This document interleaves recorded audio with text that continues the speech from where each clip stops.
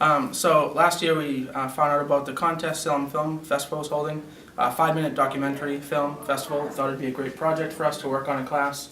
Give us a chance to use the gear, create a short video, work on editing, and experience the documentary medium. And the students came up with their own ideas? They do. They brainstorm in groups. They come up with what they think would look, film, and come out as a good project that would be interesting. And go from there and plan everything, storyboard, film, edit, the whole project. And how many films were produced in the class? We had 19 total films. So we had groups anywhere from 2 to 5, and the total out of all the students was 19 different documentaries. And now on Saturday you're gonna go see an award the ceremony, or how does it? So Saturday morning, Salem Cinema will be holding the award ceremony where they will show the top 10 films of all the submissions, and then announce the third, second, and first place prizes, and then have an interview with Beverly Access TV and a prize ceremony afterwards. Who gets the cash if you win? Oh, that'll be up to the students to decide to buy me lunch or breakfast. Other older males that I respected, and those would be art teachers. You know, that's why I always get upset when I hear about a mean art teacher. I'm like, they exist, and that's horrible. They should be fired. They should be teaching math or something, you know, something not art, you know, because art is supposed to be the most enjoyable subject. But there's two, Dan Goddard, who actually lives in Lowell. I studied with him when I was in middle school, and he taught me quite a bit oil painting and how to handle the actual medium. And then Paul Ingertson, who is a pretty well-known painter in the Boston School of Painters kind of circle. He has a studio in Manchester, and I was an apprentice under him for 7 years. The best teachers are the ones that will teach you everything, you know, they don't hold back. And they don't sugarcoat anything, and I really respect the ones that don't sugarcoat anything, because, you know, it's like, oh, it looks good, and you feel a little disappointed going, it really doesn't look good, there's something weird with it, you know. I'd rather do art than anything else, even if it made me a ton of money.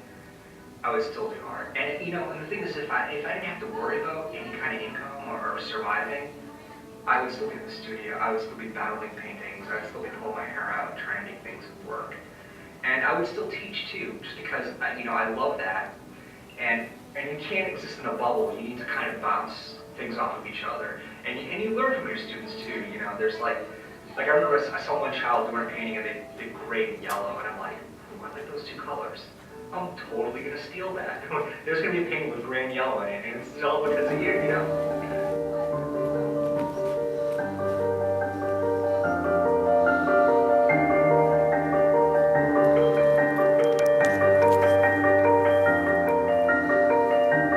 I do many different styles of dance. I do ballet, tap, jazz, lyrical, modern, contemporary, and hip-hop. I've been a company member at Loperfido Dance Academy for 5 years now. Each year at Loperfido, we have a winter dance showcase to perfect their dances before they go out on the competition stage. It's a lot trying to remember 7 dances to every exact detail, because you have back-to-back rehearsals where you rehearse 2 or 3 different dances at a time. Being yourself is amazing, and that people will love you no matter what happens.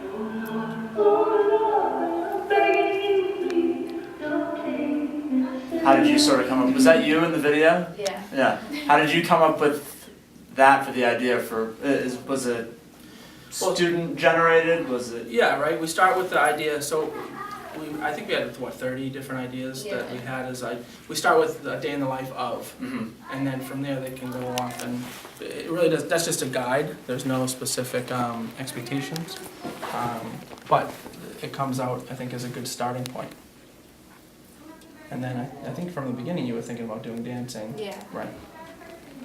And I guess what were you guys trying to?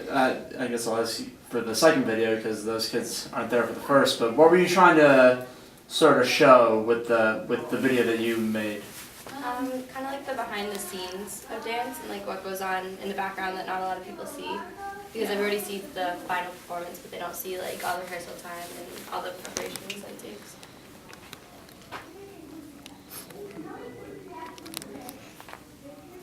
Storyboards, choosing angles, how to edit, how to film, etc. And how long did the whole process take? We filmed over about 3 weeks. Yeah, I would and say. it took Probably 4 like weeks total. Yeah, Oh, 4 like weeks total. I think, 18 hours straight to edit. to edit and convert it. Yeah. 18 hours straight? Yeah. Yeah. Yeah. Yeah. That We sounds got like there a like good at day. 9 and then left at 11. Well, Yeah. didn't finish until 5 in the morning. Before it was due, so. And like to not look directly at the camera, but yeah. after a while they got used to it, and my teacher actually liked having it there because it made all the dancers kind of be more precise when they were doing their stuff. So. They must have just been happy to be on Yeah. camera. Did they see it yet? Yeah, I showed them. They all really liked it. Okay. That's a nice artifact to have. Yeah. Be able to watch back and see this is what we look like and how we do things. about my life? Yeah, maybe next year you gotta spread the wealth around. Do it on somebody else's. Exactly.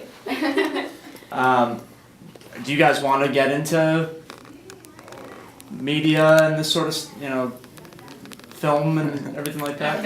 Yeah, Erica's she's really into That's that. hard. Really? What do you want to do? something in film or TV. I don't care, just as long as I'm doing it. So Erica just got accepted to the Fitchburg State Film Program. Oh, cool.